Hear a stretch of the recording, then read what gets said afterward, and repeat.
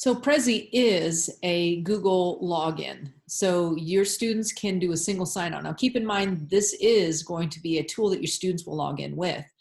So if I logged out right now, I could show you that it will definitely go to a window that asks you to log in with Google. So I'm going to click log in with Google. Your students would do the same. You can use this from the teacher perspective as well, but this entire series is going to be how can the students utilize a tool to be able to exemplify their feelings or their understanding of that point. So this one is self-awareness. And when you get here, you can see all of my projects that I've done in the past. So I'm going to click on this one just so you can see an example of it. So I could edit it, but I'm going to play it. And when I go to play it, you have the buttons down at the bottom. Of course, I had to hit that present. And this image, I just went and got off of the internet, and it had all these dots already connected to it. So I went from blank, just so when we get back to Prezi and I show you the difference between starting from fresh blank to choosing a template, that I chose to start from blank, and I just imported a background image and then I put my own text on it. But just to show you down here, it looks a little bit VoiceThread and PowerPoint-like. So I can click on this and it'll take me to my first bubble of experience. And you can see that, let me go back. So the one that it went in on was this one. It went on the neoliberalism one. So as soon as I click on that, it opens that, it gives a definition of that, and then it shows 3 different aspects of it. So if I hit this arrow again, it throws in a picture, it throws in the definition broken down, and this was something that I presented from, so it gave me the opportunity to have talking points. So kind of like a PowerPoint, but it navigates differently, and you're going to see how it goes all the way back out. Now, if I'm using this for a different audience that doesn't need to know the definition of neoliberalism, and I just want to talk about, you know, my goal or the things I'm going to create with this, I could just click on these things, but basically the entire story goes on. It goes to the next point, it goes to the next image, it goes to the next bubble. So that's how it runs. And that's what I just wanted to show you, that aspect of what a Prezi looks like at the end. It's not necessarily linear. It just navigates people in this path, this navigation, like a journey, an adventure. Here you can just create a new one. And when you choose that blank new one, it's going to give you the options of blank white, blank dark, but then also it's going to say, hey, do you want to do one of these templates? If I were you doing an assignment with students, I would just have them choose a template and tell them that they can choose from iceberg, work desk, and colorful nature. Because you're going to have them do just 4 points, and both of those have 4 points. So I'm going to go backwards, and I've chosen a template from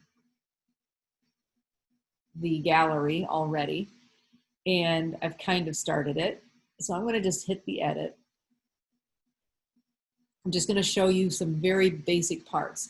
If you're interested in knowing more details about any of these tools, then you can shoot me an email or put a comment on this YouTube video, and I will create a video that will be more in detail about Prezi. But I'm just going to show you some of the basics.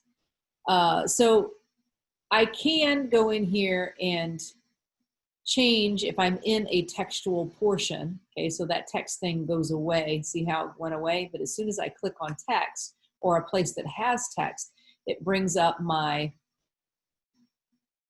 editing tools.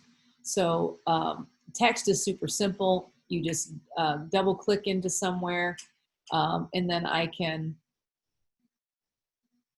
edit that text if I want to. I can also make it bold and italic and a different color and highlighted and all that kind of stuff. So the textual stuff is pretty simple within a template. With that text already being selected based on the template styles, I can go in here and I can change the style if I want. If I want to change the background, the shapes, maybe I don't want them to be square, maybe I want them to be circular. So what I can do is click on that and then choose a different shape. We'll alter it as needed. And here they come. The insert menu is also important because if I need to insert text or an image or an icon or animation or something on one of these dots, I would just double click or double click, and then I could select something, replace that image if I don't want it. I could insert another something in there. But just like Word or Google Docs or any editing program that has you insert pictures and put information in it, you would make sure you have that thing selected, or you have your cursor where you want that thing to be, and then just place it. So you can insert all of these.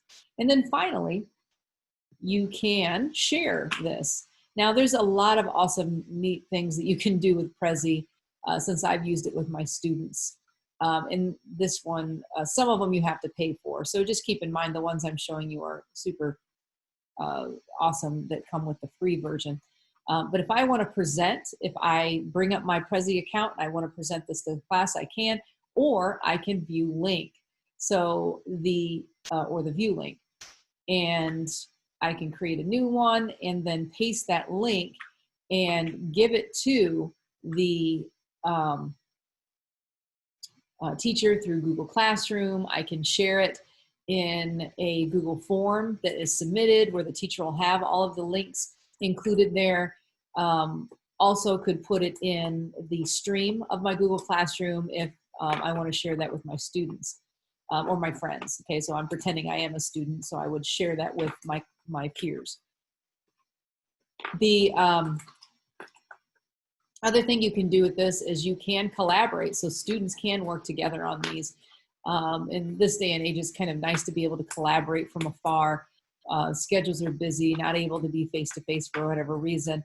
The students could possibly work together on this, digitally.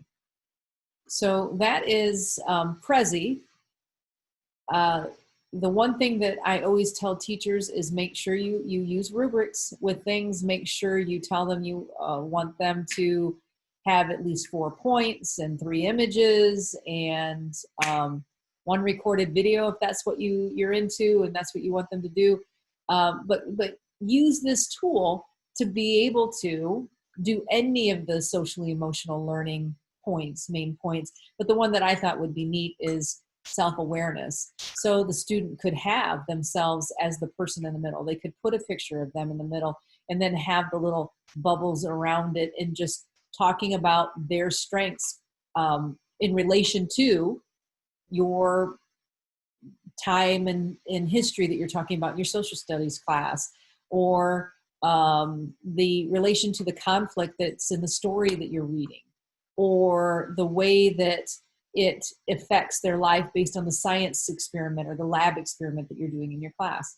So all of these aspects of Prezi can allow the students to demonstrate that in some way, but you always should have a rubric or a way of grading them, accountability map to tell them what your expectations are. So that's Prezi. Again, it's very abbreviated. I'm hoping to keep these 3 tools and introductions down to 1 hour. We'll see how well I do at that. But if you want more detail about Prezi, just let me know and I can record a more extensive video for you.